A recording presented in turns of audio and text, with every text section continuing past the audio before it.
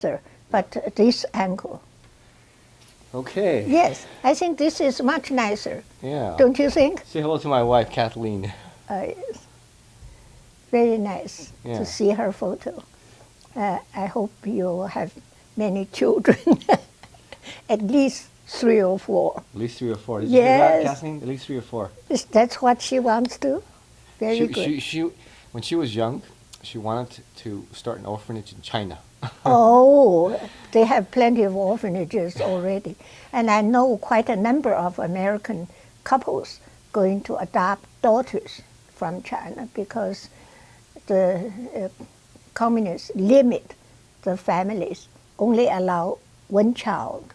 And the peasants, if they have only 1 girl, the girl is married to another village, and the 2 old people can't work anymore, no money. Who is going to look after them? So they all want to have sons. And there were many tragic stories about little girl babies being discarded. So the government now organized the orphanages and allow people from abroad to come and adopt Chinese girls. They're all girls. You go to the orphanages, there is not a single boy. It's sad. But those little girls came to America, they get spoiled. I got invited. They have an organization. This was in the late 80s, I think 89 or 90. I met one lady with a little Chinese girl in the waiting room of my allergy doctor. And she was spoiling that kid. And when she turned around and saw me, she said, "Oh, you're Nian Zheng." I said, "Indeed, I am." She said, "Oh, I just finished your book. I went to get my daughter, and I thought I should read your book." I said, "Thank you for reading it." And she said, then the little girl was climbing all over her and hitting her face and so. I said, "Look, you're not bringing her up right." I said, "You know, kids need some rules and regulations.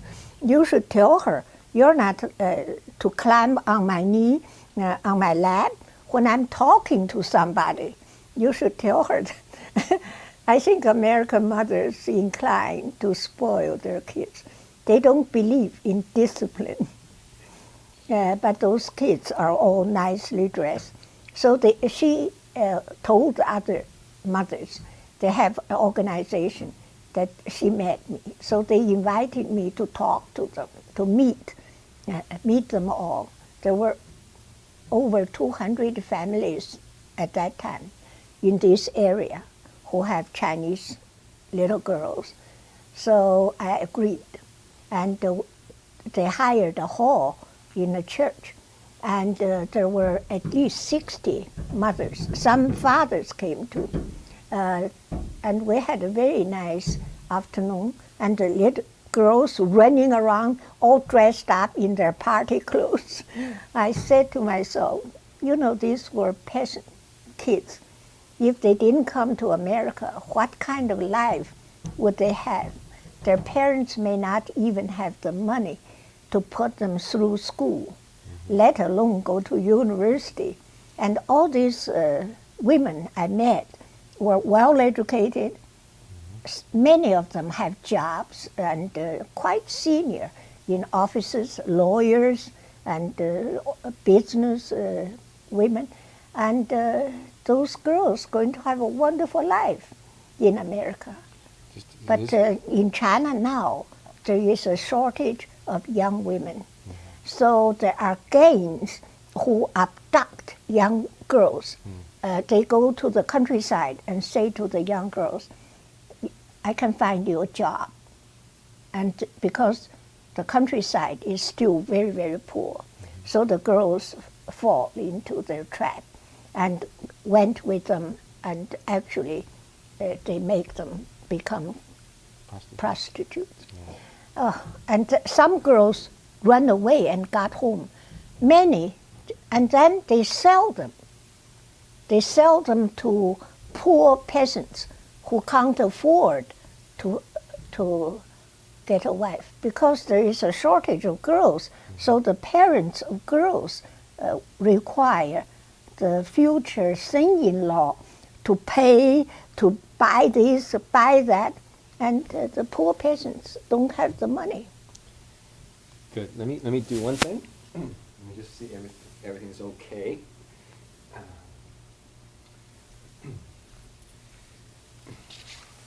So tell us a little bit about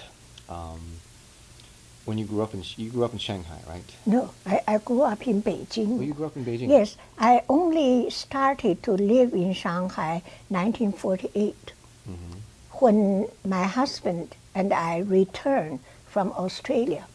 After we were married in England, after we both finished our studies at London School of Economics. We were married 1938, and we traveled back to China. It was a very hard trip with lots of Chinese students from all over Europe. We had to take a French ship to go to Saigon, that's Ho Chi Minh City now. And we couldn't get immediately the tickets. We had to stop many days.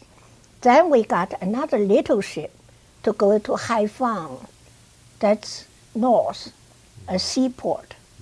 From Haiphong, we disembarked, then again delayed several days. There were nearly 50 of us.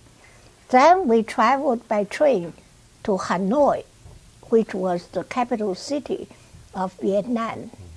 And from Hanoi, we could get on that train all the way to Kunming. You know, this was built by the French through the mountains. And you look out of the window, it's a sheer drop into the, yes, I don't know what is in there. We saw monkeys and climbing around on the mountains. Some people say they're not monkeys. They're the local tribes people. They climb like mountains. They wear very little, no clothes, just some, you know. Aborigines? Yeah, they were very dark. Anyway, we got to Kunming. Oh, the place. Couldn't find a place to live. We begged, only one hotel run by a Frenchman. We begged him. There were about 5 or 6 girls. He said, I will let the girls sleep on the dining table after we serve dinner. The man said, we can sleep on the floor. We don't have enough things to put on the floor for you. Oh, they said, never mind. We just want a shelter. So some of the men came, and I was married, newly married to my husband, and he had to go somewhere else. He graduated from Tsinghua University in Beijing, and I went to Yanjing University in Beijing, so we both spoke Mandarin. And then he decided Tsinghua during the war combined with 2 other Chinese universities and formed a university in Kunming. So he looked up his old professor, and they all knew him, of course. So he stayed with his professor. But his professor only had 1 room with his wife, and they had no, I went there to dinner. They had no furniture. They were using packing crates for tables and seats. They were living terribly poorly.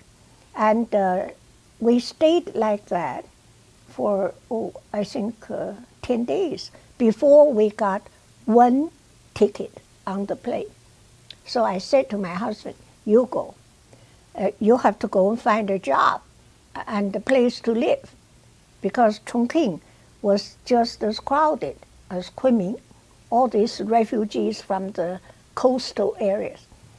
So we didn't get to and he flew to Chongqing, and almost immediately he went to 外交部, that is a foreign service, Ministry of Foreign Affairs. And I hitched a ride on a truck that belonged to International Red Cross, because I ran into this woman who was my school friend in Kunming, and she was married to a Chinese from Singapore who worked for the International Red Cross. So I said, I'm stuck here. There is no plane ticket, and I'm thinking of going to Chongqing by bus. Oh, she said, no, that's very dangerous. You know, the buses, they always have too many passengers with their luggage. So many of them tip over and have terrible accidents. She said, I'll ask my husband if they can give you a ride. And they had 3 trucks which drove from Free China, that is Chongqing and Kunming and Chengdu, and on that same road to Chongqing. And you know, that's part of Burma Road, you know. Anyway, they were coming to Kunming to get supply of medicine to ship to Free China. And there was an American couple, because the truck only have 2 seats. One is the driver, 1 seat. And naturally, they have 1 truck. There were 2 Chinese, both men. They have 1 truck. There was a 3rd truck, only 1 Danish worker for International Red Cross, a young man, and empty seat. So I got it. And I traveled with them. It took, I think, a week before we could, because we had to stop at the villages. It's too dangerous to drive at night. Also, they buried gasoline underground at different villages. So on our way back, we can fill the tank and also do some other business. And there were 6 of us. The farmer, they have definite families that serve these Red Cross trucks. And when we got there, they will have ready already maybe a few eggs and some rice cooked already. And then they spread the hay on the ground. We will lie on those. No water to have wash your face. Couldn't take your clothes off. So literally, I lived like that for 1 week. And my face was coated with dust, because you can't keep the windows closed, especially my truck, because the Danish young man was a chain smoker. And he would take his hand off the steering wheel and light his cigarette. And I said to him, look here, let me light your cigarette for you. Anyway, we got there, and it was an adventure. So I wrote an article for a British newspaper about that trip. It was fantastic. We got there, and my husband found, because he came from a Christian family. I didn't come from a Christian family, but my family, my mother was a Buddhist, but she did not try to influence the kids. You know, she was very, very quiet, old-fashioned Chinese lady, and it will stop by itself. And she was not very interested in any of the children, or we had many, many servants to raise the children, you know. My father went to Japan when he was very young, something like 18, to go to the naval school. And when I had a lecturing tour in Japan after my book came out, the Japanese took me to see the place. It's on an island. Wow. And they printed out my father's record, and he went with a group of Chinese students. You know, in 1895, China was defeated in a naval battle by Japan. That's when China lost Taiwan and Japan occupied Korea. And I was warmly received by I mentioned in my book 1 sentence that my father was educated in Japan.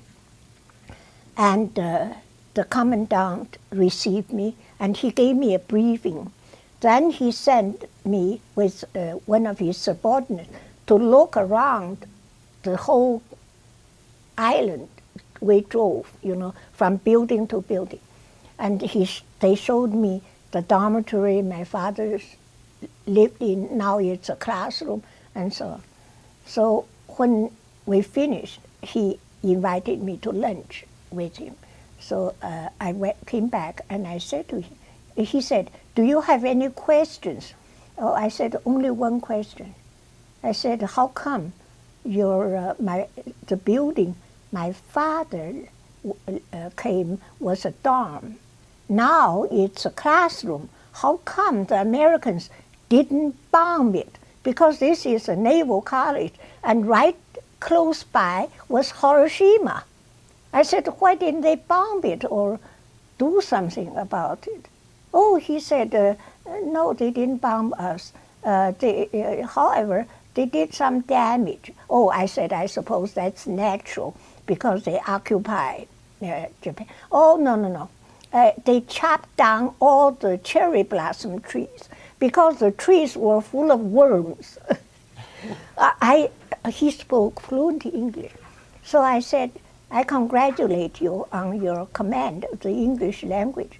Oh, he said, "I spent several years at Annapolis." So my father was in Japan many years, and I learned about his life there. And it was very interesting. And so he had no religion, but we had ancestor worship. For Chinese New Year Eve, that's yesterday evening, we all had to kneel down and knock our head with a photo of my grandparents. And they have tall red candles. So I met my husband in London, and my mother-in-law, this was before Japan attacked China. I was there 35 to 38. Japan attacked China 37. So I got to know my husband almost right away because I was the only Chinese student, woman student, when I was there, the first year. Second year, a friend of mine came to join me. And there were a number of Chinese men students. We Chinese, when we eat a meal, we like to have soup more than the Westerners. And the London School of Economics dining room has a part, 1/3 of it. You can sit down. It's only when you sit down and pay more that you can have soup. The other section, buffet. So the Chinese student who can afford it always go to that section. And I met them all. And there were a number of men students. My husband was among them. So I was very lonely, all by myself, 20 years old, British climate. I went there end of September. The term started in October, 1st of October. 3 terms in England, the college. And the day gets shorter. It gets dark outside. 2:30 in the afternoon, in the library, you have to put the lights on. Oh, I was miserable. I was homesick, and I made friends with some English girls, but not many. So I always said to my husband, if I weren't so lonely, maybe I wouldn't have got to know you so well. So he always came he was working for a PhD. The PhD student had upstairs in the library we were not allowed to go to, but they can come down to get the books and mix with the undergraduate. Where was this? So when we finished, we got married in England. Where was the school again? Where was the school that you met? London School of Economics. Where is that, in Shanghai? It's in London. Oh, London. Yes. So you were in Oh, yes. Oh, wow, okay. What year were you there? 35 to 38. Okay. Their university is 3 years. I had 2 years university in Yanjing, and my father wanted me to get out of Beijing because he knew the Japanese. He thought they were coming to attack China. Will be a war, but actually they didn't attack China until 37. And I went to England also because the Chinese ambassador was my father's friend, so he could keep an eye on me. I had a good time there, and I just wrote something for them. They wanted, you know, we have very well-known alumni. One is Paul Walker, another is Mr. Sorrell. He's a multi-billionaire, so he donates a lot of money, and they have a foundation here. When I went to this school, it was free for the British student. Foreign student had to pay a fee. It's very international even then. I knew a girl from India, a girl from Romania, French. They all come to this. It's the best school for economics. And even now, their graduates in Washington, they have a alumni club, and I've been a few times there, but each time I was the oldest. And they asked me to speak. That's how I started going. Then they invite me for this and that. I turned up a couple of times, then I stopped. I said, I'm too busy. Now I say I'm too old. And the foundation in New York communicate with me. Because in my will, I have left them quite a bit of money for both my husband and myself. You know, London School of Economics, looking back, I was, you know, before I went there, can you imagine a Chinese woman, 20 years old? We weren't educated because our parents expect us to be independent and have a job. No, not at all. To have a good husband. My generation of Chinese women didn't work. If I went to work, my husband lose face, you know. So he was, we went to Chongqing, then he was appointed to Australia. And we were in Australia 7 years. And Mei Ping, my daughter, was born there. Why we were staying so long, because normally 3 or 4 years, you know, was because my husband, this is a complicated story, but it's interesting. You know, America used to have a Chinese exclusion law. That is, a Chinese in America could live here, could be a resident, but she or he cannot be a citizen unless they were born here. But because China was an allied, part of the Allied comrade during the Second World War, so they abolished that Chinese Exclusion Act and grant Chinese immigrants citizenship. Because America did it, Canada also did it, followed.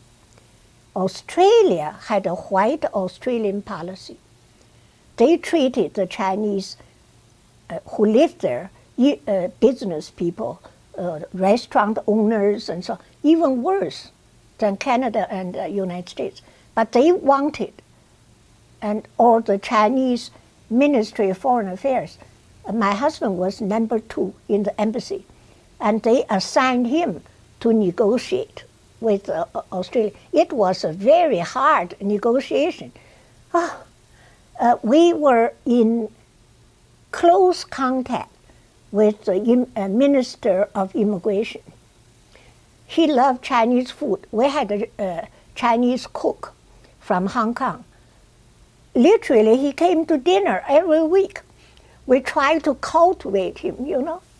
And his son got sick, and we ordered medicine for him from America and all that. Finally, the agreement was signed. 48, my husband signed. All these Chinese business people overseas, they collected a huge amount of money they wanted to give to my husband.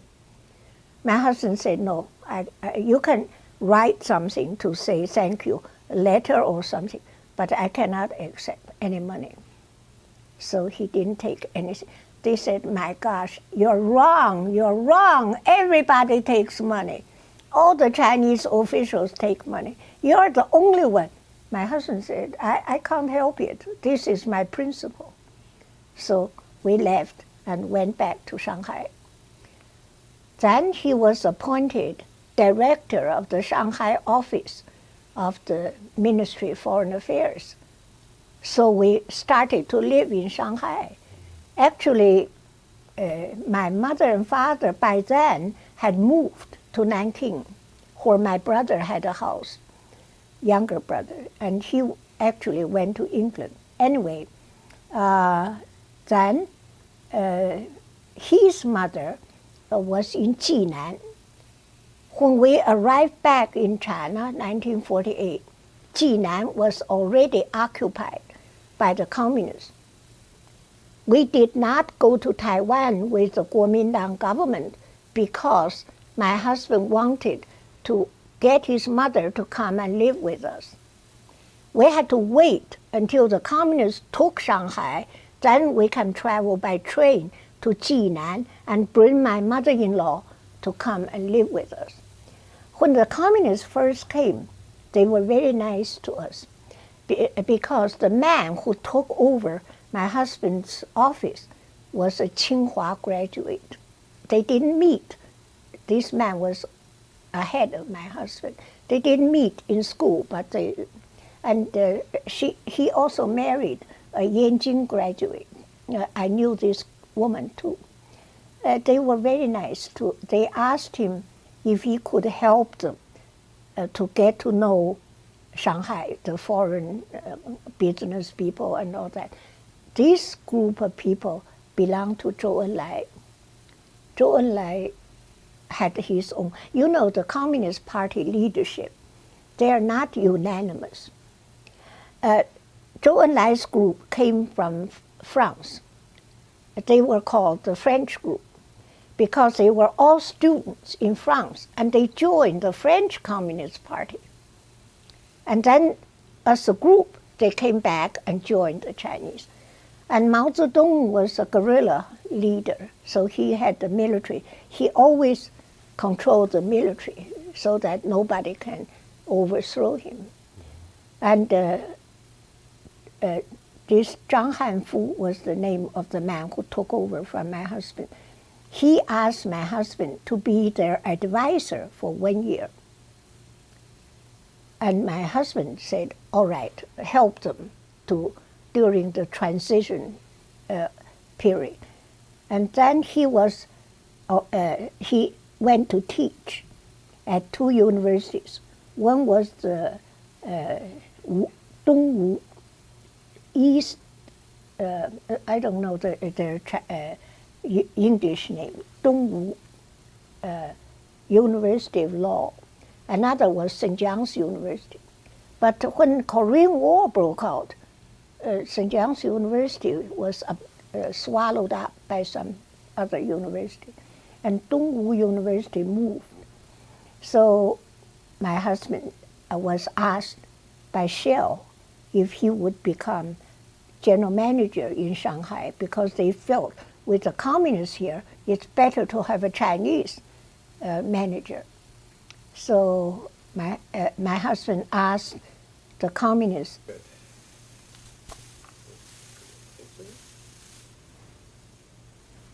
Okay, that looks good.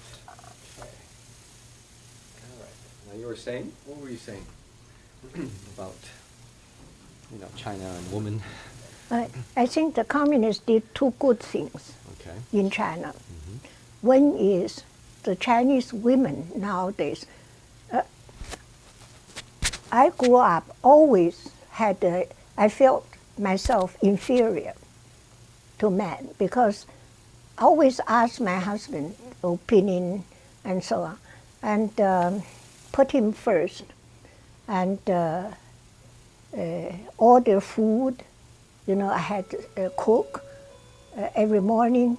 He will come and tell me what he got in the market, because living under the communists, you can't say, I want to eat this, I want to eat that. He goes to the market, tried his best to get whatever he could.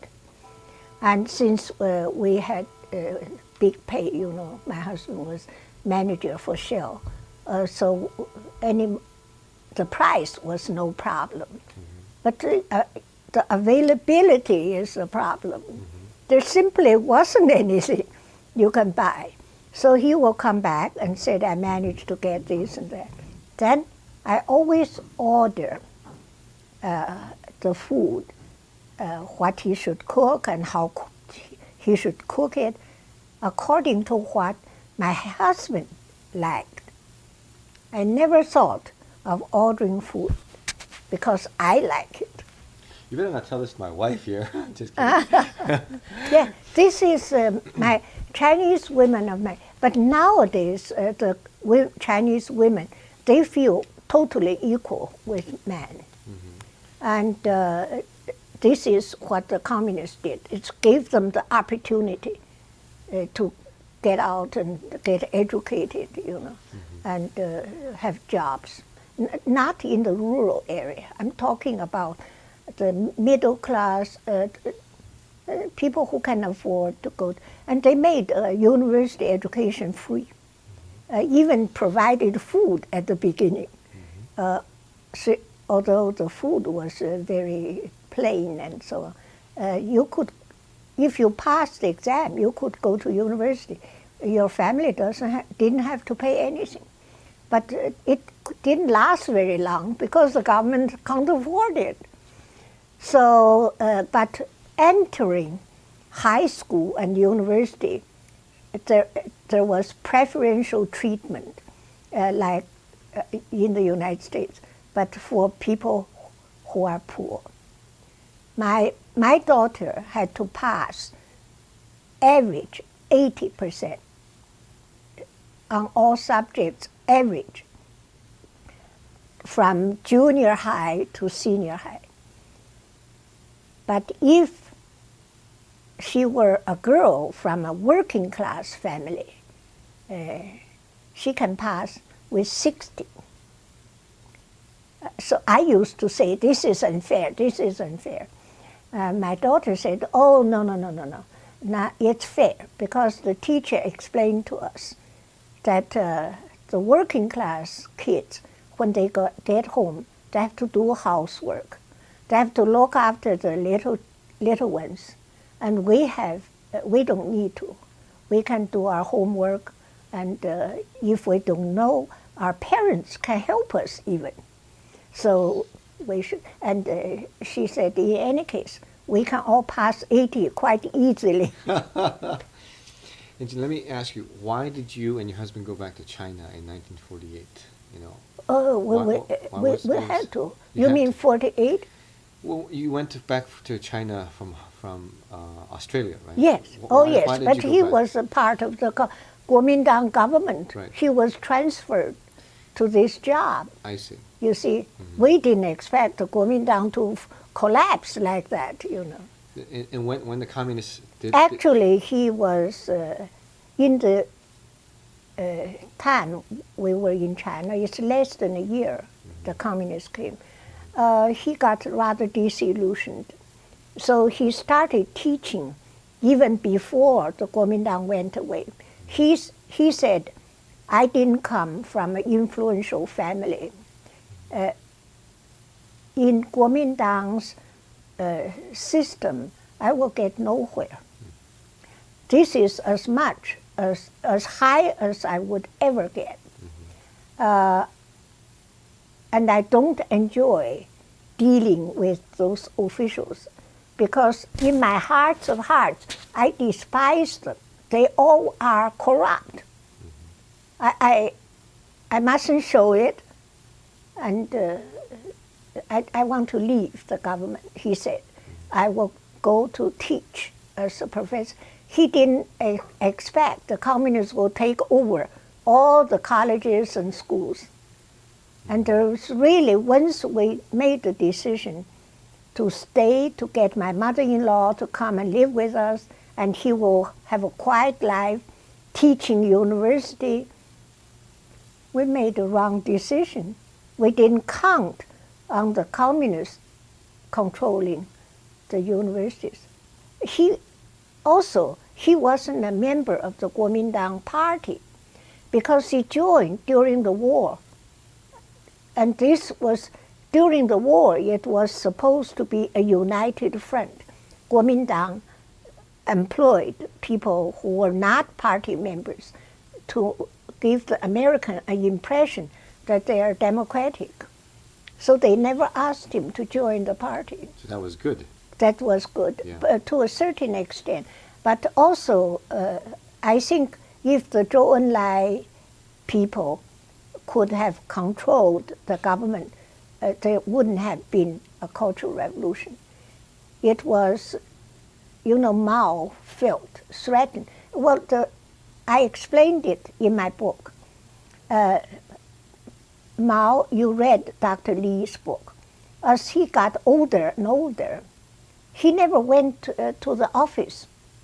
He stayed at home, and from morning to night, he wore pajamas, just relax. And if he wanted to speak to any of the senior officials, he'd let them come. So it was one-to-one conversation. He never had attended a discussion group.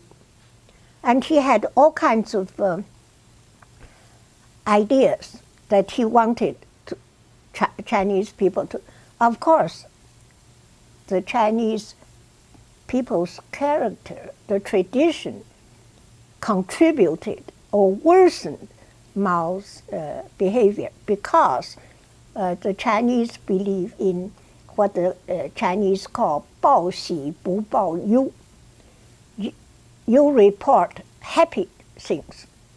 Never report to your senior officer failures. 报喜不报忧. So Mao couldn't go down to the village to see what his policy is doing. He depended on people to report to them. They all told him big lies. They said everything's working fine and so on. So that aggravated the situation. Mm-hmm. Actually, Mao failed in the Great Leap Forward. You compare the Chinese official population figure, you will discover 20 million people disappeared during that time. They died, and most of them were peasants, because you are the production chief. The peasants under you in the commune, all the peasants under you have to produce so much. Now you don't dare to report that the area under your control was not meeting the quota. So instead of saying we fill the quota, you exaggerate, you add something. Because what you reported was much higher than the actual production, you have to make the peasants hand over much more of what they produce. And they are left with hardly anything. So, do you think they will work? Naturally, they don't work. And in any case, for agriculture, you can't run it this way, the bureaucratic way. The official is sitting in a room. He decides what crop to plant. And the team, head of the team, blow a whistle, all the peasants come out, and they start working. Blow a whistle, all go back. That's no way to do agriculture. you have to watch the weather, and if it suddenly rains in the middle of the night, you have to get up and go and do something. Nobody did anything. So also the production figure naturally declined because of the commune. And Mao had this crazy idea that to have more production, you should plant the rice and the wheat very close. And you have to dig deep, turn the earth over. The Chinese, for generations, they fertilize. So the topsoil, when you dig very deep, turn the topsoil with all the nutrients were buried underneath. So instead of improving production, it declined. And also you plant everything so close, they don't grow. The air can't go through. And also Mao advocate natural insecticides, because to buy the chemical insecticides costs a lot of money. So he has all kinds of ideas that you should cultivate certain kind of bugs. Those bugs will eat the bad bugs. But the bugs don't listen to him, so it didn't work. And then he had this brainwave that somebody dissected a sparrow, and they found rice in the sparrow's stomach. So they multiply. One sparrow eat so much rice, and China had billions of sparrows.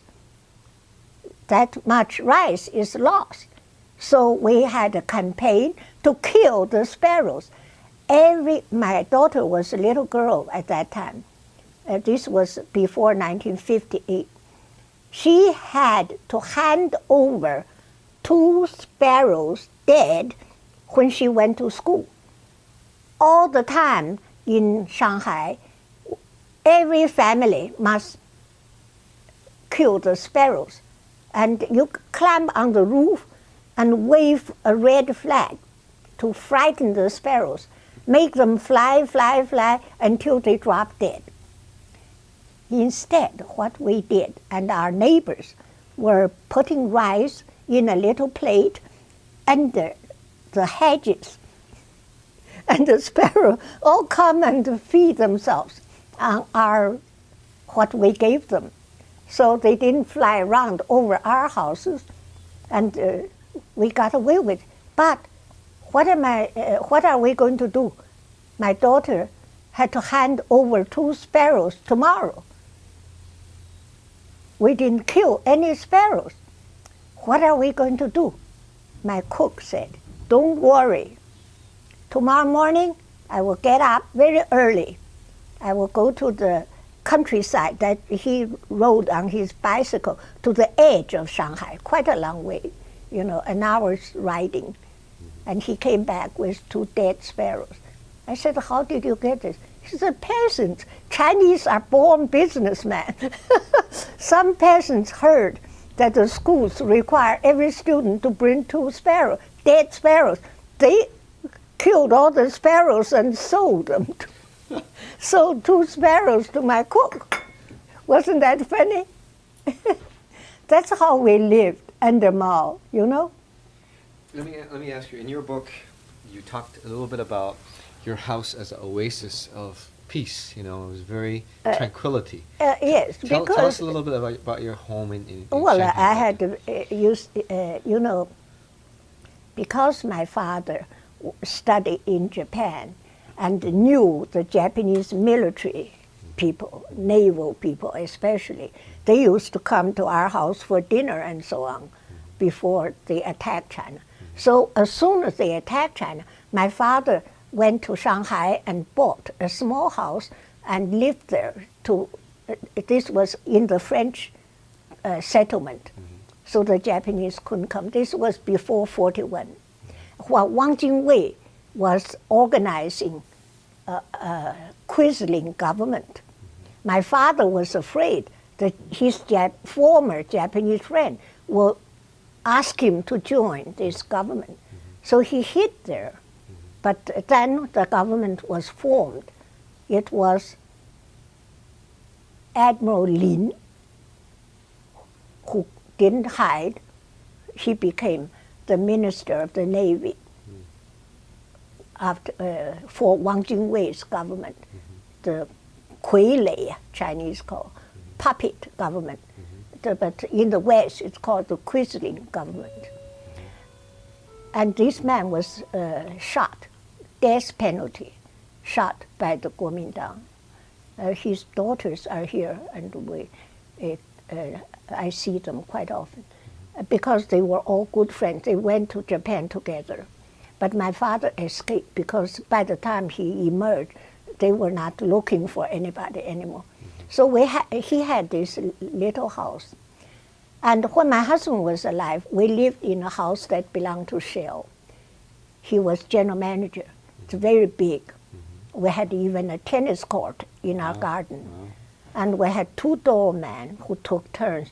And there is a driveway into the garden and the front door away from the street. But after he died, the new British manager came, and I had to move out. So I moved into that little house my father had, and he made it for me. He gave it to me at that time. And they were living in Nanking. And so this small house had 3 rooms on each floor. 2 rooms, not as long as this, but about 2/3. 2 rooms, about like that. One is the ground floor. One is a dining room, one is a living room. And the smaller one, there is a smaller room about from here to here, was my daughter's study. And upstairs, and then of course there is kitchen, pantry, and you walk out the door, you can go to the garden. The garden was quite small. And we had the servants' 2 bedrooms over there, the other side of the kitchen. And the first floor was my bedroom, my study, and my daughter's bedroom. My daughter's bedroom had a balcony, which my maid used to hang the laundry. And she had her bathroom, I had my bathroom. And the 3rd floor, the same, 1 bathroom only. The maid occupied one of the bedrooms. And the 3rd room we used for storage, because we had to hoard. Every time I went to Hong Kong, I was entitled, when I worked for Shell, to go to Hong Kong for holiday 1 month each year. 1 whole month? 1 month, 1 whole month, because I was in a communist country each year. I took it every 2 years for 2 months, because applying to go is very hard. When my husband was alive, I accompanied him to England, because he was the manager. He had to go to England. So we traveled in Europe and so on. The communists let us go, because the Shanghai people were always very nice to us. Of course, we behaved ourselves. We limit our contact with the Chinese friends. Many friends who had relatives in the government, or they work for the government, we cut off. Only our friends, Chinese friends, were limited to university professors. Because even when my husband was alive, we realized that we are every day with the foreigners. We don't want to be a bridge between the foreigners and the Chinese. Because under Mao, the Chinese not allowed to have foreign friends. You see, if you have a foreign friend, you have endless trouble. They're watching you day and night. Even as it was, we were working for foreign company with government permission. Nevertheless, every time I have a dinner party, the very next day, a member of the residence committee would come, usually a retired woman, either school teacher or worker, industrial worker. Shanghai had many factories, I think very simple, to produce towels or cotton cloths, you know. And those women, when they retire, they're usually Communist Party members. And one woman would come without exception. And her excuse was to get some ice, because we had a party, we had 2 refrigerators going. She liked to have some ice. They don't have refrigerator. So we always gave her. And she would sit in the kitchen and talk to my servant. So once I discovered that, I made a point. I was the housewife. When we were going to have a party, so naturally we ordered flowers from the flower shop, and I would arrange the flowers. And the manservant would be standing by with a bucket with water and the flower vase and all that. And I will chat with him. I will say, we're having this dinner party tonight for so-and-so, and Mr. So-and-so is the head of Chartered Bank or Hong Kong Shanghai Bank, or the guests are from the British consulate and the Norwegian consul general. I would tell him, because if I didn't tell him, he might make a mistake. You never know. Some of the foreigners may be targeted. So I dealt with it this way, you know. So he will make a report. And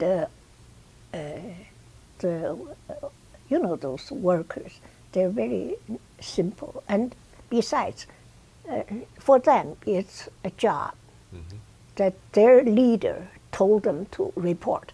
As long as they got something to report, they don't care if it's true or not. That's right. I had a powerful radio in my bedroom. And every afternoon, I would listen to BBC and Voice of America. When I come back from the office, about 4:30 or 4:45, I would be, the manservant will bring a tray with tea and some cookies, put it in my study. He will go downstairs. None of my servants would come up unless I ring the bell, because they know that during that time I was listening to BBC or Voice of America. That was illegal. As long as they did not see me doing it, they didn't need to report.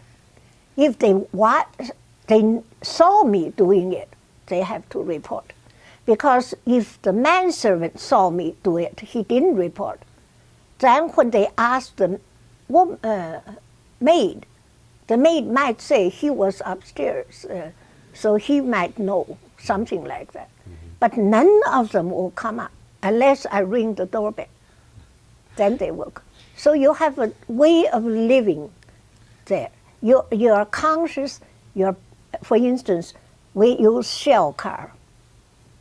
Sometimes the English manager and I share a car to go to office to save gasoline. We register 3 cars, and the gas we get for 3 cars would be enough for 1 car. So we share cars, and we never talk about anything. We just sit. Because if you say anything, comment on whatever, that driver, he is obliged to, maybe periodically, this I never could verify, he may be asked, did you hear anything from the manager and Mrs. Cheng? And you know, I put in my book already that they accuse me of being the superior, although I was assistant to the manager, because he let me get in the car first. let me get into the elevators first. That means I was more important to Shell. I was the spy. So You're dealing with people like that, so what can you do? Yeah. So you were the assistant manager. I was, they call it advisor. Advisor. So you worked very closely to the general You manager. see, what happened was my husband was the general manager. He suddenly had discovered to have cancer. Where? Liver? In the colon. Colon. And two months later, he died. How old was he? 47. Wow. I was 42. Wow. And Shell was caught. They had to find somebody suitable and willing to come to a communist country. And during that interval, they must have somebody to register your CHOP. You know, in China, no signature. Right. Your CHOP has to be registered to be responsible person. Otherwise, the government will take it over. And our staff were alarmed. They didn't want to work for the government. They were paid so much higher by Shell. So they kept on saying to me, what are we going to do? Dr. Zheng, is he getting better? Is he getting better? You know, so the manager from Hong Kong came in to see my husband. And he said, afterwards, he had to stay in our house because we couldn't find last 1 moment's notice to find a hotel room for him. All hotels controlled by the government. Anyway, he was given the visa. They realized, the government realized the urgency that he had to come.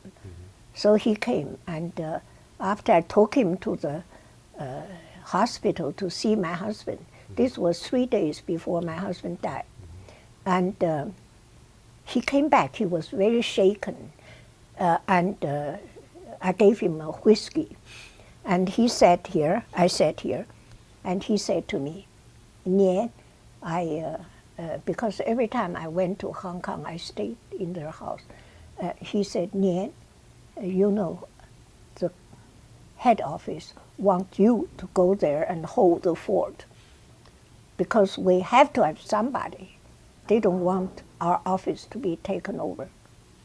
Well, Shell treated me well. And at the same time, the government was wanting me to go to the foreign language school. They want to expand the English department. So I was very happy Shell invited me to, so I didn't want to work for the government. You know, you're under the, it's like working under a searchlight. Everybody's watching you. I can't live like that. I would die of a nervous breakdown, you know. So I was very pleased. Also, working for Shell, we were allowed 3 foreign periodicals.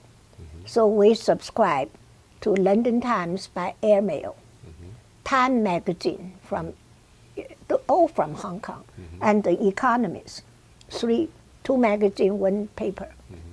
They allowed to come in. And also Shell published many, it's really advertisement, booklets about Shell product. Because our business was all chemical. We were not allowed to sell oil because of the embargo of strategic goods. America was the leader. It's banned. China was a communist country. You mustn't sell anything that is considered strategic goods. Oil, of course. What kind of? So we sold bitumen, fertilizers, insecticides.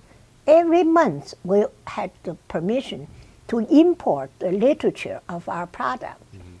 And this was packed in Hong Kong because they want to see nobody had written Taiwan as China to offend the communists. Republic of China, no, not allowed. So they didn't want to offend the communist government. So the people in Hong Kong sorted out the ones that were suitable to come in. They packed in a box, cardboard box, about this high. For our office to distribute all over China all these research organizations, chemical, and the universities, colleges, and so on. So I often ask them to tuck underneath some Vogue and New Yorker magazine and books I want to read in English, you know. And because I know the communist bureaucracy, that they will look at the top and they can't be bothered to dig to to look under, you know, to see what's in there. Okay, let's stop right here because I need to change the tape.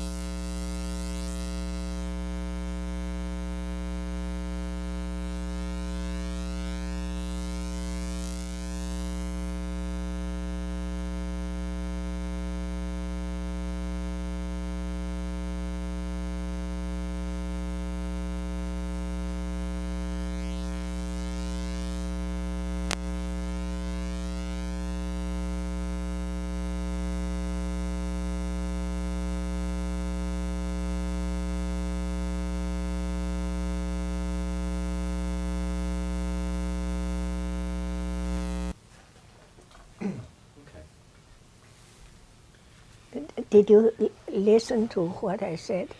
I did. Could you do that? Mm-hmm. Was it clear? When I changed the battery, Yes. I somehow the thing got pulled out a little bit. So, but it's only in 10 minutes. So you have to edit it afterwards, because everything people make, they all have to edit. Mm-hmm. Let me ask you again about Yes. about it, because we didn't get the sound. I see. My mistake. So, so this is you, huh? Can you imagine? I was 50. You're 50, huh? Yeah. And The next year, I went to prison. The year after that. you had black hair, Oh, yes. Lots of it. lots of it. Came out with very little. Uh-huh. And I have false teeth now, because all my teeth were good, but they all had to come out. I had infection in the gum. Uh-huh. When I went to the dentist, there were many people waiting. You know, the communists, they don't separate the waiting and the doctor. And she was there, and she examined. She said, "My goodness, 不得了嘞," she said in Chinese. Heaven, you know, how come you seem to be an educated woman? How come you let your teeth get like this before you come to see me? I couldn't say. I was in prison. There were others waiting to see her. She said, "I need to take them all out and deal with your gum." Did you take it all out? Each time only one tooth. And during that time, I had to eat liquid food because so painful. Mm-hmm. When I was in there, when they gave us some food to eat, I had to squeeze the blood out, rinse my mouth, wash my mouth, and eat something. Then the blood will come out, do it again. Anyway, there is plenty of time. You can take ages to eat a little bit of rice and cabbage. You know, I've been toughened by that experience. So I don't mind to live alone, carry things, and go. Many people say, "You're 88. You shouldn't live alone. You should have somebody to do shopping for you and all that." I said, as long as I can do it, I want to do it myself. I think without that imprisonment, I probably couldn't do it. They made me much more self-reliant.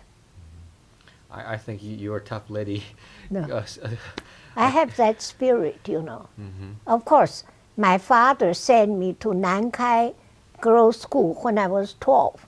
I became a boarder. Mm-hmm. I had to rely on myself when I was 12. Mm-hmm. Only allowed to go home for summer and winter holidays. So my father believed in that kind of thing. Mm-hmm. You know, when we were real small, he made us walk to school and walk back. How long was that? It's about 20 minutes. But when you are only 7 years old, your school book. Many of my school friends at primary school thought I came from a very poor family. Actually, we had a horse carriage, and the rickshaw belonged to the family. He wouldn't let us be pampered and walk to school. My brother and I was 3 years older than my brother next to me. So very often I'm walking there by myself because our time was not all the same. He wanted us anyway. But I had a very independent life. I had to rely on myself a lot. Maybe God was preparing me for my last period of my life. I have to be alone. Mm-hmm. Think of it, I was 42. and I've been alone ever since. And I manage my own investments and from grocery shopping to investment, everything depends on myself. Let me just double check again. Say something. Say something. I want to go back to that night, August again. Yes. Say it again. Oh, see. Yeah. The Red Guards. I should look up my book to make sure the 4 oaths. What were the 4 oaths? I no longer remember. I have my book. Oh yes, let's be more accurate.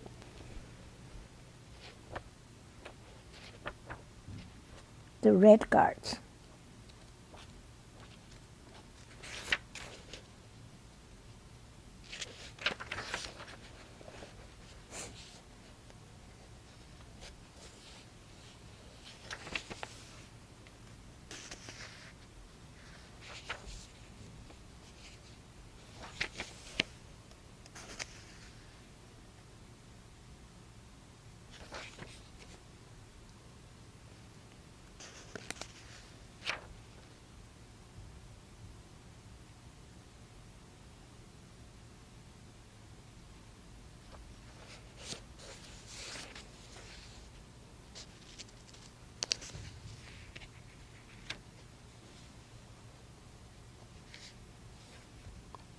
Old culture, old habits, old way of thinking. What is the 4th? Old religion? Old religion? Old habits, old, I think old customs, something like that. But I will get it. See if they have index.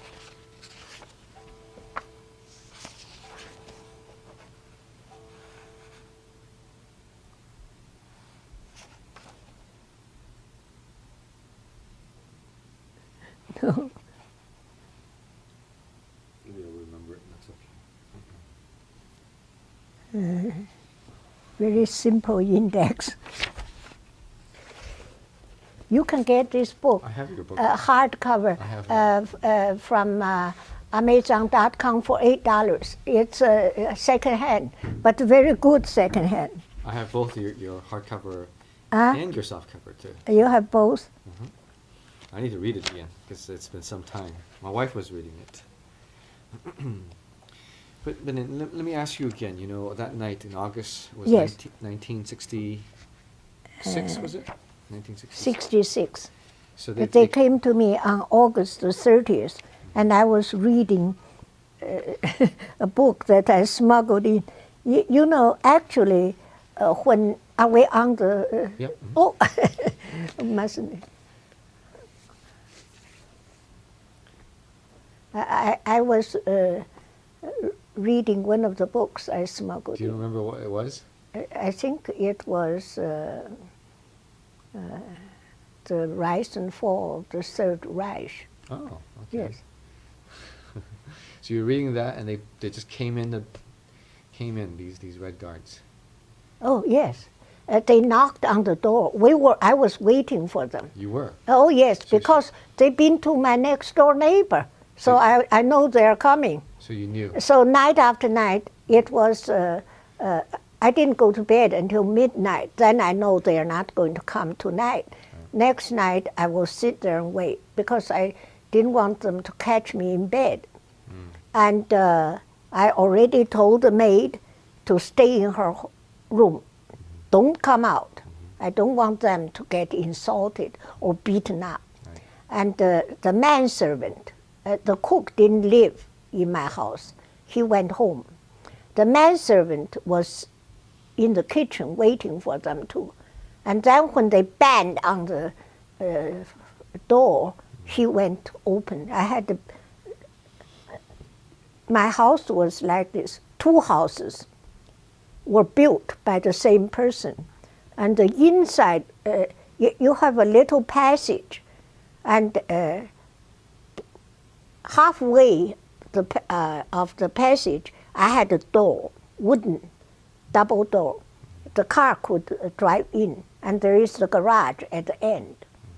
And since the car was not parked at my place, that garage I use for storage and coal. You know, in the winter I had to get coal by bringing in American dollars from Hong Kong. Otherwise, you're not allowed to buy coal. You only can buy those coal balls. You cannot heat hot water and have central heating with that. So every year I brought a few $1,000s in to facilitate my life. For instance, one year we need to repair that gate. We couldn't buy wood. We had to go to a special shop, or not a shop, office, to show them I have American dollars. They deduct the cost of the wood. Then I send the carpenter to go there and pick up the wood and repair my garage door. Crazy. The ordinary people cannot repair anything. So, and they came, they knocked on the door, and I said, and my manservant was out of breath. He ran up the stairs to come to my study, and I was seated on a sofa and reading. He said, they have come. I said, be calm. Open the door, let them in, don't say anything, go back to your room, and don't come out, no matter what happens. I was afraid they will beat me, and they will my servants will come out and get beaten up too. So I put the book on the bookshelf, and I saw a copy of the Chinese Constitution. The communists wrote a very nice constitution. One of the statement was that nobody can enter a private home without a warrant. So I took the Constitution and slowly went downstairs. And I met the Red Guards and their teachers right in the hall downstairs. And a young man, Red Guard, maybe 17, stood like this and said to me, very close to my face, he said, we are the Red Guards. We have come to take revolutionary action against you. Hand over the keys. I had the keys already in my pocket. So I held up the Chinese Constitution. I said, according to the Constitution, you cannot enter a private home without a search warrant. He tore the Constitution out of my hand, threw it on the floor, and said, the Constitution is abolished. Then I laid the key on I had a Ming, all my furnitures were made specially for me, because when we settled down in Shanghai, I ordered this from a shop. They were all copies of Ming Dynasty furniture. Was a chest. Over the chest was a mirror with the mahogany wood carved on the side. And on this little chest was a Kangxi blue and white vase. I put the key there, and he said the key. And they dispersed, and they pushed me into the dining room. So I sat in the dining room by the table, and I looked at this to say goodbye to all my things. Because you see, these are jade figures, jade jars, and ivory, Japanese dancers, ivory, and all the little things. They were musical instruments and little bowls and snuff bottles and so. Can you hold it in front of you? I'll get a closer shot of that. Huh? Can you hold it up? I see. Yeah. This, Yeah. I never show it to anybody. So those are all the figurines, and very valuable.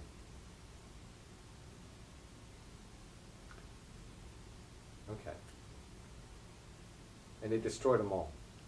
Yes. This came from my friend in England. Now my friend is dying of cancer. I talked to her on the telephone.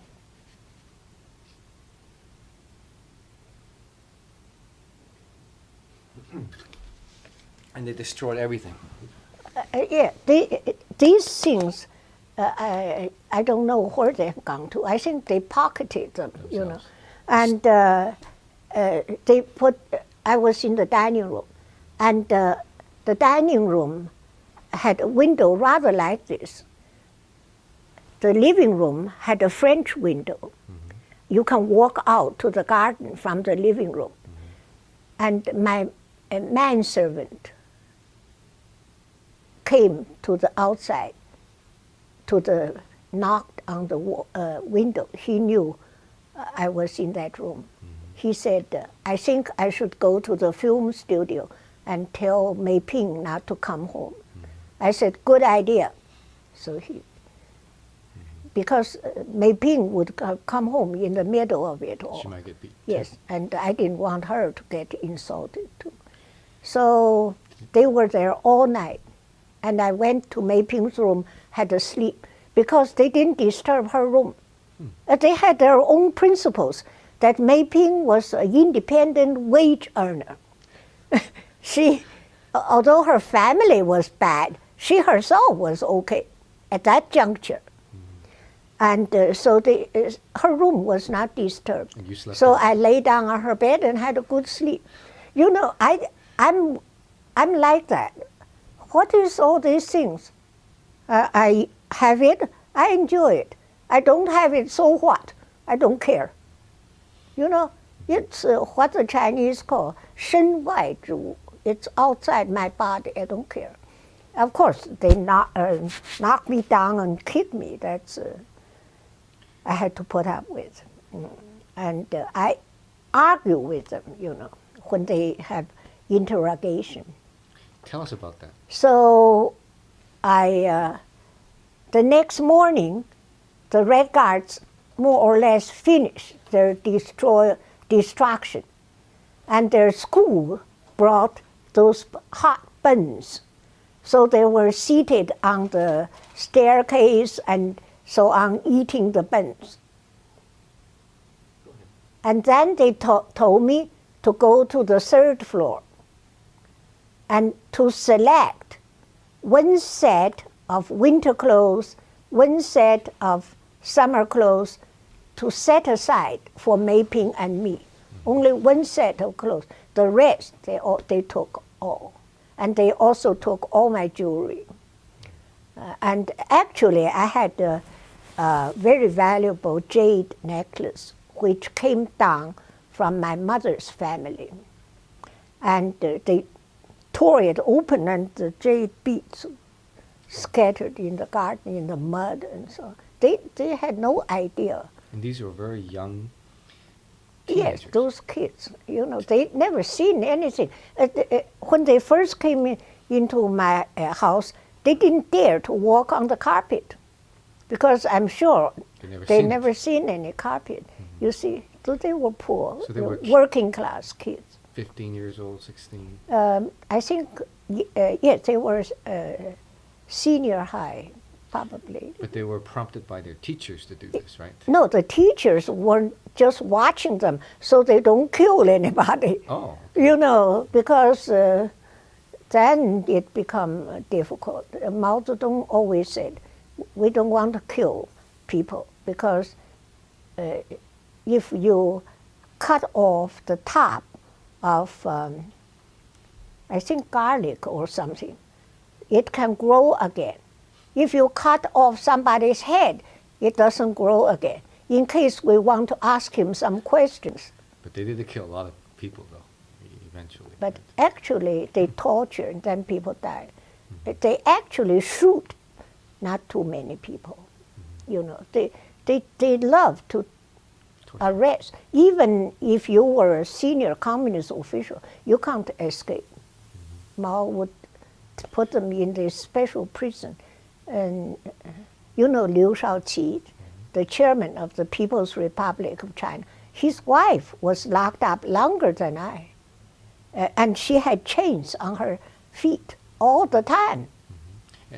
Were you bound all the time? No. Only when they're interrogating? During those 11, 12 days. And you still have the marks, right? Oh, yes, I have scars. And also, this circulation is affected.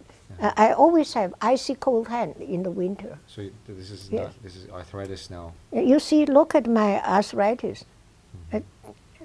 It's very painful. When before I go, only one finger not affected.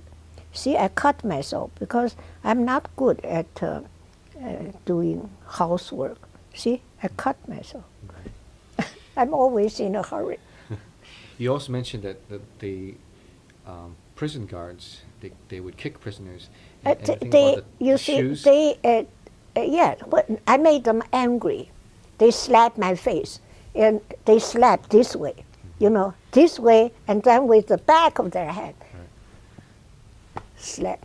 Because I argue with them, you see. Most prisoners are scared to death, but I was never scared of them. During my husband's lifetime, he was going to the office, and I had cook, 2 manservants, 1 maid servant, and 2 gardeners. I had nothing to do. So I bought all these books written by Karl Marx and so on. I studied it, and I loved studying.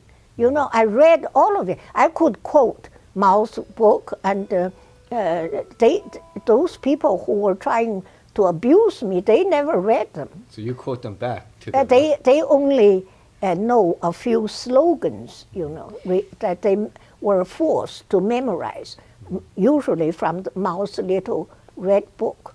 I read them. I read Karl Marx books in both English and Chinese. I had them all. Because I said to myself, I'm now living in a communist country. I want to know what it's all about. But actually, it's not the same.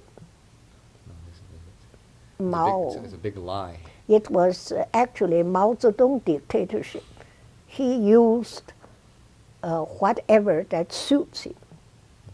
But I learned 2 things from studying Marxism, which I found most useful for the rest of my life, even now. 2 things.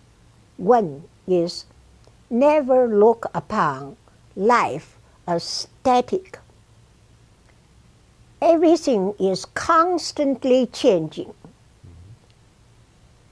If you believe in this, you would never worry. Because when you have a problem, you haven't found a solution, you know that you haven't given it enough time. Eventually, as time goes on, you will learn more and more about that problem. You will find a solution. So you don't need to worry too much. You use your brain, analyze. This is called the theory of constant change. Constantly the world, the hour you entered my apartment, that's gone. That will never come back again. We already have gone on because it's constantly changing. Another thing I learned from Marx's theory is the economy of any society is the foundation. The social system, the political system are upper structures built on the economic foundation. This is so true. If you don't have a good economy, other things cannot work. This is so true for the person too. It's your economic position in society that determines your position in society. It's so true. These 2 things, if you can use it as basic principles to guide your life, you can succeed. It's people who see everything as static. that they got dropped behind. Especially now with the internet. Never mind any period. Now it moves along more quickly.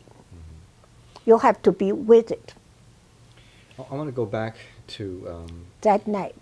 Not that night, but the 6.5 years. You said that yes. there were some very, very brutal people, prison guards. Well, but there was only one nice person. And also the girl from the kitchen. Because when they tied my arms behind me, I couldn't eat very well. I had to, there is a little opening on the door with a cover that they can operate from outside. I cannot open it or close. They open that and hand you a container, oval container, with rice and cabbage on top. They hand it to you. And you take it and sit down on the bed and eat. Then you hand it back to them, when they collect the container. This girl worked in the kitchen, delivered the food on a cart. Each cell she delivers. After my hands were tied behind me, and in the end I fainted and fell on the ground. That night, she hid 2 hard-boiled eggs under my rice. And she did not want to collect the empty container because she was afraid that I might say thank you and expose her. So when she came to outside my door, she yelled in a loud voice. She said, "You're always so slow. When you finish, give the container to the guard on duty." She did not open the little window in case I said thank you. She buried 2 hard-boiled eggs for me to eat. Now that's out of the kindness of her heart, and there was no way I could pay her back. And if she was discovered, she would have been... Oh, yes, severely punished, because we were enemies, the prisoners considered to be enemies of the government.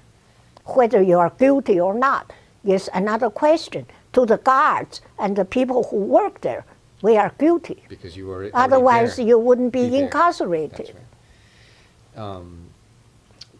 What were they trying to do? They were trying to torture you? Well, they tried to make me say that I was a spy. And Shell office in Shanghai was a spy organization. Because during the interrogation, I analyzed, and this was aimed at Zhou Enlai. Because if Zhou Enlai personally signed a document to allow Shell to operate in China. You see, I tell you this case. In early 1950, there was a Chinese national, that's government oil company, lighter, a small ship in Hong Kong harbor. The officers on this little ship wanted to go to Taiwan, take the ship to Taiwan. The crew wanted to return to the mainland. So they had a fight. As a result of their fight, the Hong Kong government didn't know what to do with this ship. So they took it over. Because the Hong Kong government took over a ship that the communists claimed to belong to them, so they ordered Shell's property to be requisitioned. Requisition is not take over. That means they use for the time being. Actually, they saved Shell because we weren't allowed to import oil. Oh, we had a lot of oil, which we sold to the government. So we got big lot of money in the Communist bank, you know. And they requisitioned our property. So our refinery, all these service stations all over China, they took over. If we had to pay the land tax and not allowed to sack any of the staff. We couldn't last more than a year, even with the money they paid us for the oil. They requisitioned. So all these people the government took over. We didn't have to pay them anything. So we were able, and then we were allowed to rent out the different floors of the huge building. We only had one floor for our office because we no longer have business like old days. Many people left, the foreigners all left. We just had an office for our doctor and one floor for our staff. We were reduced to something like 56 people from something like 10,000 with all the service stations all over China, from Sichuan and Manchuria, all over. They took over. Requisition to punish Shell. What year was this? This was 1950. They took over 49, you know. And my husband just entered Shell because he promised to help them 1 year. And then when the year ended, the universities were taken over too. And he wasn't a professor. He was a temporary, part-time professor. So he no longer belonged to those universities, thank God, because it's no life if you have to have a supervisor who didn't understand anything you were teaching to tell you how to teach. And so he went to work for Shell with the government encouragement, you could even say. And we were allowed to rent out the other floors to the government office. They paid us rent. So even if we did no business, we could go on for a long time. How long did Shell last? Last until the year of the Cultural Revolution. 66. Yes, with our business and the money we had in the bank, and we were paid interest on the money. But you never saw But any... it was Zhou Enlai who signed the document to allow Shell to keep her head office and also the garages in another part of Shanghai and the driver's dormitory over the garages. So we had 4 cars and 8 or 9 drivers because some of them worked at night or weekends and so on. And this whole building we rent out. So you think that... And those Chinese communist office, they love to be in Shell building because we had central heating. And you think that part of the reason why they wanted you to confess was to use my confession to attack Zhou Enlai. The least they can accuse him of was make a mistake. They can even go further and say he facilitated spying by foreign because company. You would be a convicted spy. I sensed that that made me even more firm to resist them, because there was always a man to copy everything down, what I said, written down, what I was asked, what I said. And there was a record, you know. And they didn't make me say what they wanted, but Nixon came, so we were all released. And when I was was after or before Nixon came, when you were released? Oh, after. Afterwards. They released you know, I did not know because I was in the women's prison. It was a small building. Every British bank and the #1 Chinese of all the foreign companies in Shanghai were locked up in the men's building. They all knew each other were there because they could hear them. And the few I saw after I came out, none of them confessed because they all saw through. This was not because of us they put us in prison. they wanted to use us to accuse the more mild faction of the Communist Party leaders. Mao wanted to get rid of them. You see, Deng Xiaoping, Zhou Enlai, and a whole bunch of them. Liu Shaoqi died because they realized Mao's policy wasn't working, and the people were starving, and they can't go on like that. And so they were Communist Party leaders. They still believed in communism, but they wanted to go by this way, what they are doing now. So Mao did not win. After he died, they win. But in the meantime, they killed a number of them. And the other people, like myself, not related, I mean, those leaders don't even know that I exist, had to be sacrificed. Because they arrested all the most senior Chinese in every foreign company, including Norwegian, Swedish. And they forced us to confess, because it was Zhou Enlai's policy to have the Western companies in China. He didn't want to cut them off altogether. Now tell me, 6.5 years, that's a long time. Yes, a long time, but I must have been very healthy. So I was the first child of my mother. My mother was 21 when I was born. Now it's fashionable for women to have children after they're 40, 35. That's leaving it too late. What kept you going? You mentioned a little bit. Well, I religion. believe in God. I prayed.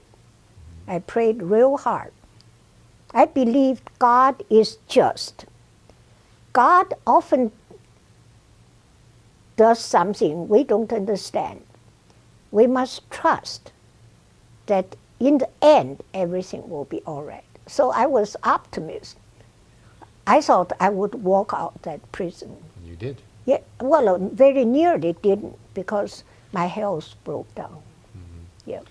And I even, my arthritis, my heart, I came out with heart palpitation and rapid heartbeat and irregular heartbeat. Now it's much worse, much worse.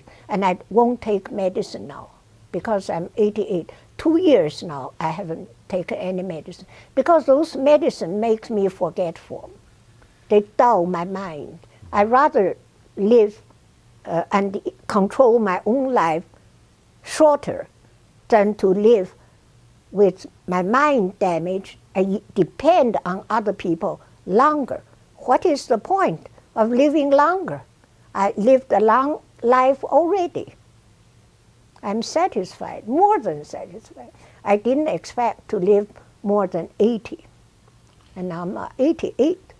2 more years, you're 90. Even if I have cancer now, I won't die right away. I will be very nearly 90. You don't have cancer, do you?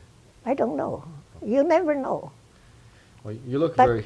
But there is a punishment for people who live long, because you lose your family members, people you love, and your friends.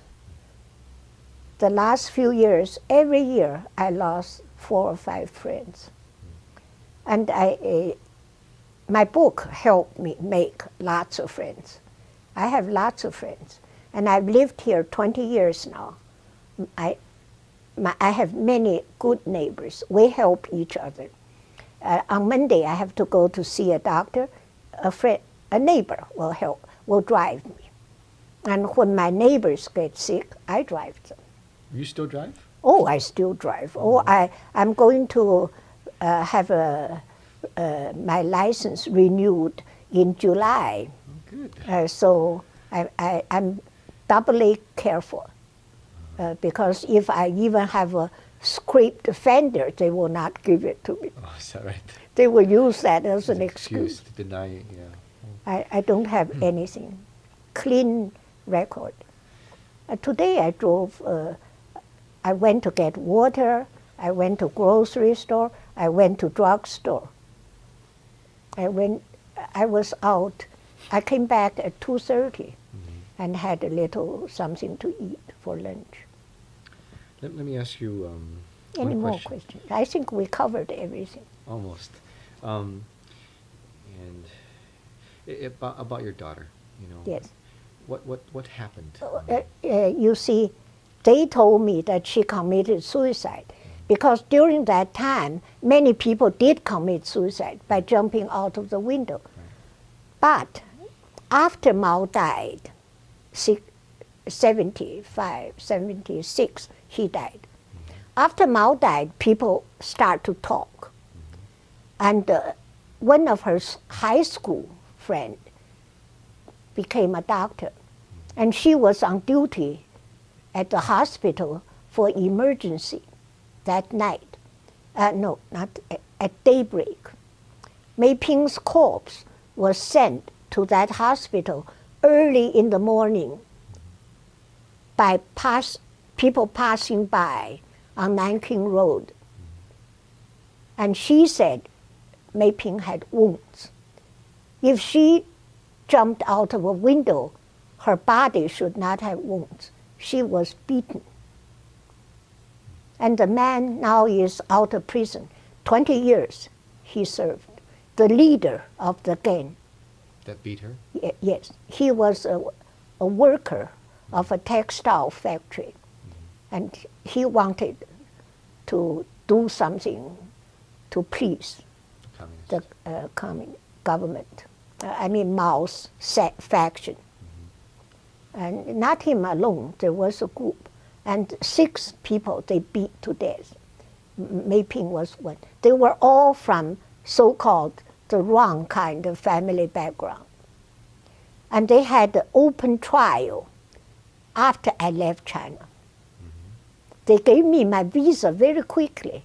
They wanted to get me out of there because during the open trial, the members of the family could express an opinion. They were all asked if the sentence satisfied them. They knew I would not be satisfied because they gave the man death penalty, but what do you call it? Not executed right away. Life imprisonment? No, they sentenced him to death penalty, the leader, but delayed, what is it, to observe his behavior. Probation? Then they gave him 20 years. They reduced the sentence. Was your daughter in a prison when this happened? Or where No, she was never put in prison. This happened in an office. It's Athletic Association office from the 9th floor. They threw her body down to fake suicide. And this man... he was the leader, but he was not necessarily the person who caused her to die. That's their excuse. And he behaved well under incarceration, so they released him after 20 years. Was he He was just an ordinary worker, but he belonged to the Jiangqing. He supported Mao's wife. the Gang of 4? Yes. And He belonged to their group. what year was this? My daughter died 1 year after I was in prison. I was imprisoned in September 1966. She died in June 1967. So was it still the Red Guards or No, not the Red Guards. Red Guards, they just use them to Right. destroy your home. That's So all. what did this man belong to? I mean, He was a worker, ordinary worker, and they form every factory, every office. The activists formed a nucleus to support the Cultural Revolution. They call themselves the proletariat revolutionaries, 无产阶级革命派. Yet the ordinary workers, they don't need to join. They carry on with their work. why do you think they Because they hope to become official, you see. Mao, after every political movement, he promote some activists to be officials. So in order to get ahead with their career, these people were ambitious. Why do you think were they interrogating your daughter? What were they doing? No, that I would never know. Nobody will ever know, because they certainly wouldn't talk. They wanted her to say I was a spy. She knew, because I refused to say I was a spy. This started before they got hold of her. When she was still at the film studio, they put her under house arrest in the film studio. How old was she when she died? She was 25. She was born 1942, 25. Beautiful woman too, your daughter. I think we should stop now. Okay. Yes, that's enough. Okay.